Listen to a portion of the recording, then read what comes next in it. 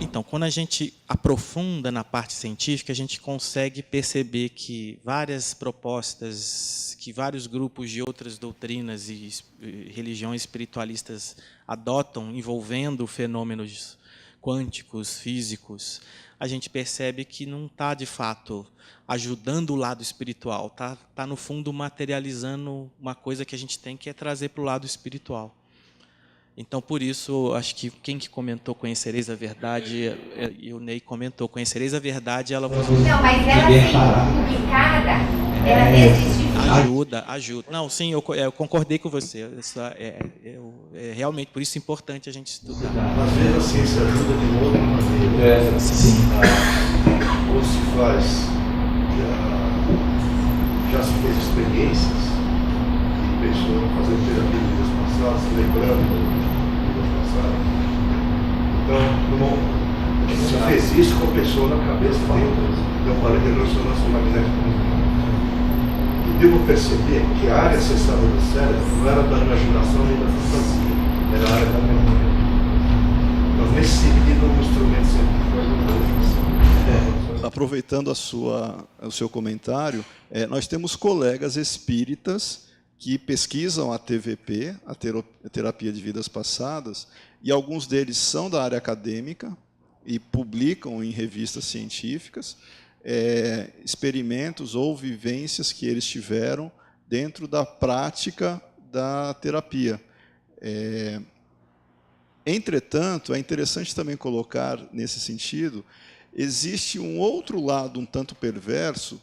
Como eu não sou psicólogo, eu posso falar, porque eu não vou ter nenhuma represália nesse sentido, mas o Conselho Regional de Psicologia, ele é totalmente contra e pode mover processo, inclusive, proíbe aqueles os psicólogos que efetivamente adotarem essa técnica como prática regular da sua atividade.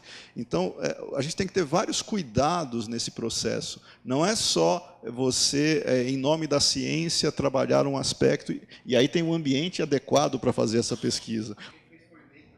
O Ney Prieto tem, outros também têm, mas o Ney Prieto, por ele ser também da área, ele tem uma publicação, foi até numa revista inglesa, se eu não me engano, recentemente, ele já esteve conosco na LIP, né, no encontro que nós fazemos, apresentando esse trabalho, e outros colegas também da área já se manifestaram. O grande ponto é, a pesquisa científica, ela pode ocorrer sobre o fenômeno espiritual? Pode. Entretanto, nós esbarramos em uma série de, não só preconceitos, mas também em alguns momentos até de financiamento.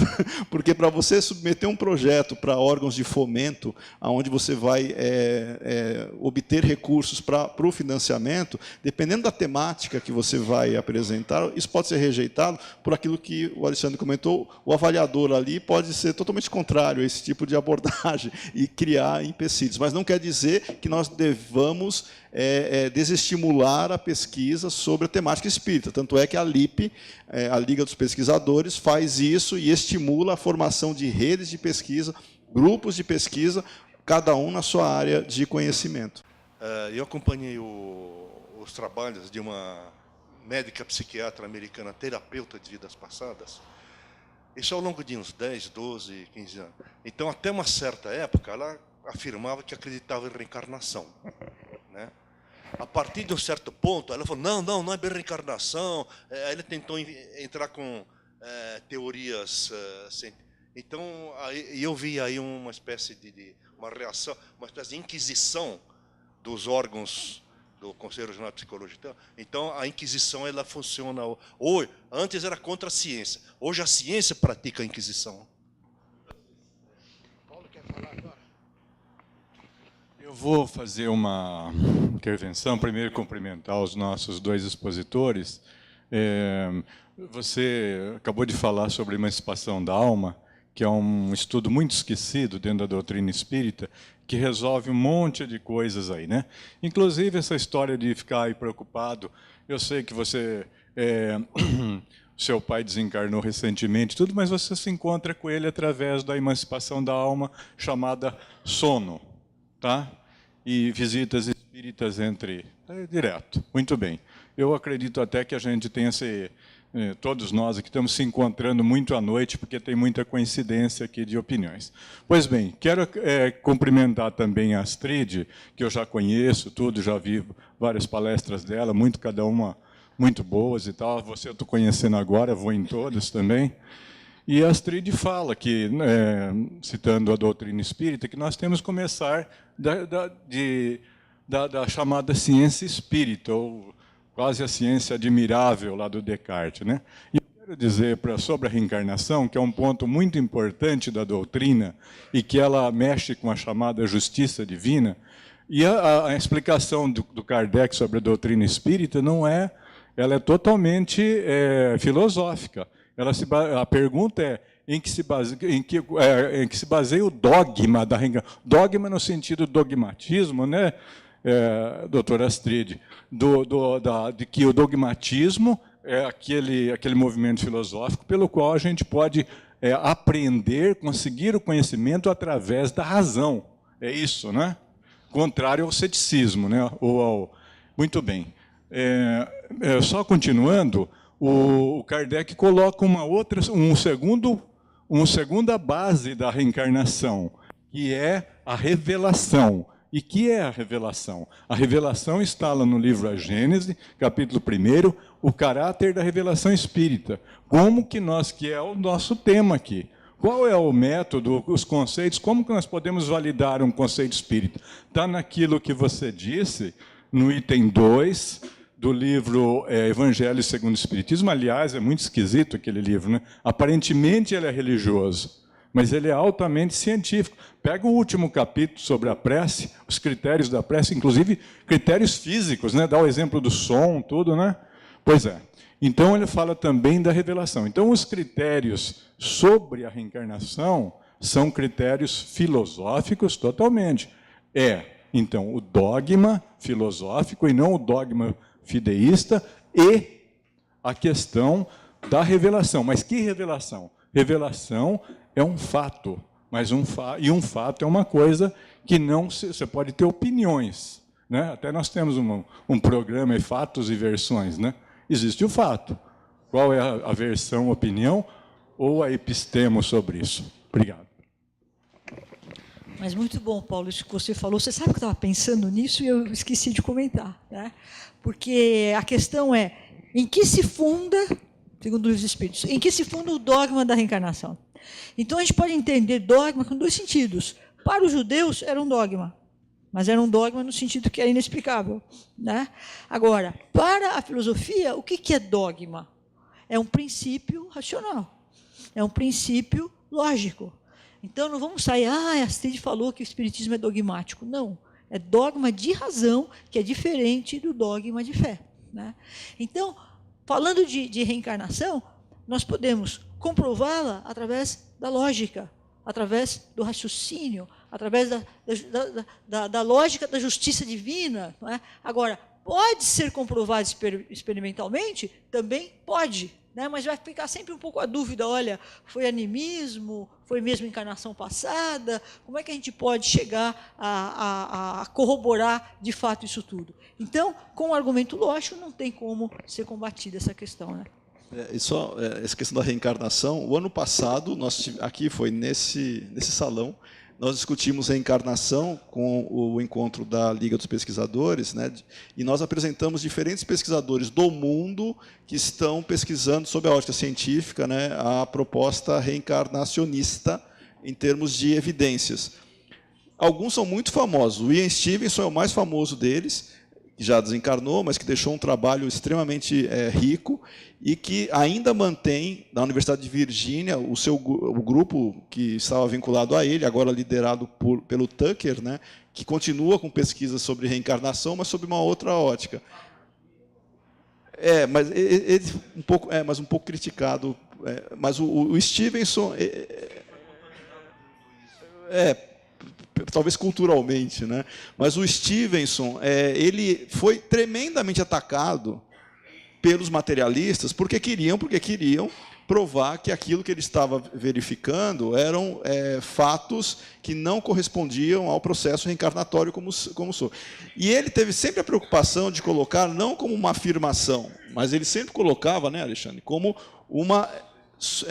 casos sugestivos. Apesar de ele, Stevenson, acreditar, ele colocava como casos sugestivos. E outros pesquisadores, eles não são espíritas, tá? Eles são todos, enfim, outras linhas, mas todos eles fazem aquilo que o espiritismo contribui para a reflexão e para o entendimento, só que nós não temos ainda a pesquisa efetiva, porque isso implicaria em nós termos uma linha de pesquisa formal e de pesquisadores espíritas. Mas aí que vem o grande ponto que é excelente da ciência.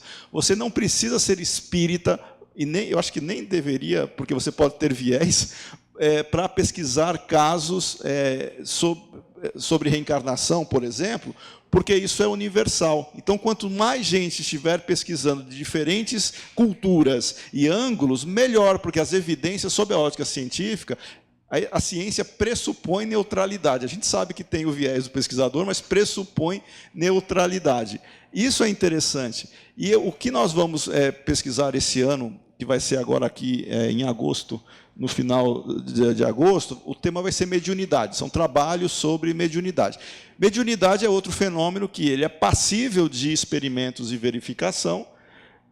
Tem todo um aspecto racional que pode ser debatido por trás, e tem os fatos empíricos que podem ser também evidenciados.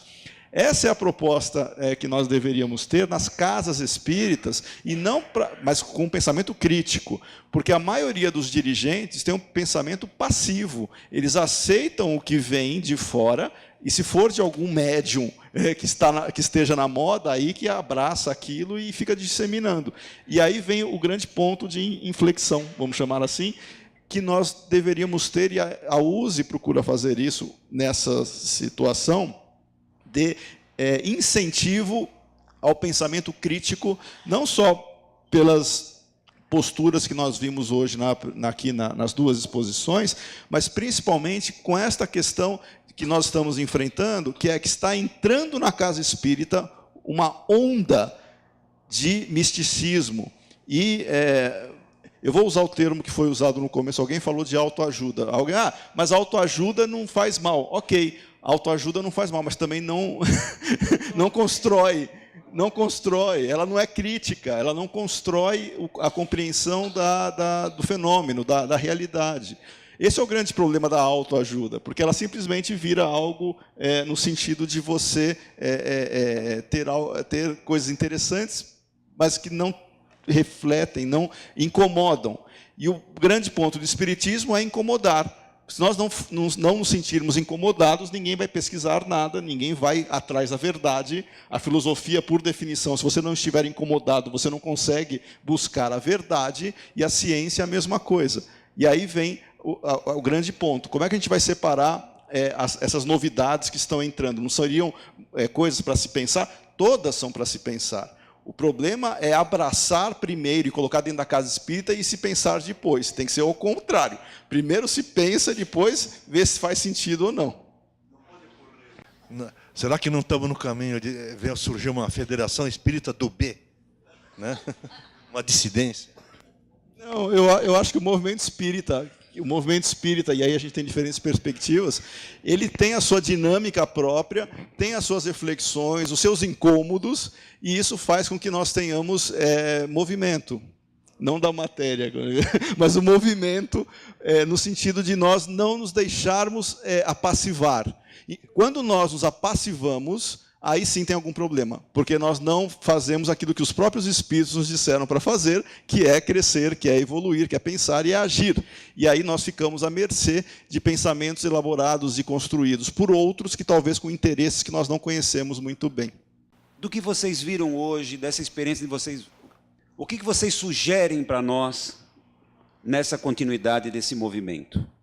Certo? Qual é a proposta? O que vocês tiraram disso? O que vocês propõem para nós, para nos ajudar nesse trabalho que nós devemos fazer?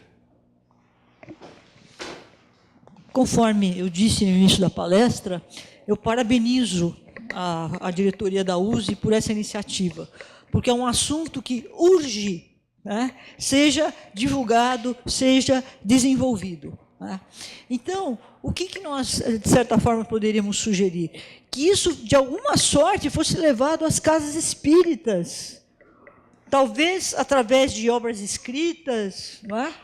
Não sei como fazer, vocês já vão levar, parece, alguns textos que vocês vão também divulgar, mas essa realidade tem que ser levada nas casas espíritas. Então, de alguma sorte, fazer alguma coisa por escrito, porque realmente é um apelo que importa seja considerado, né? E que não se esgote aqui. Então, essa aqui é a minha sugestão, escrever alguma coisa e levar para a casa espírita. Ou promover mais reuniões desse tipo, que são muito válidas, né?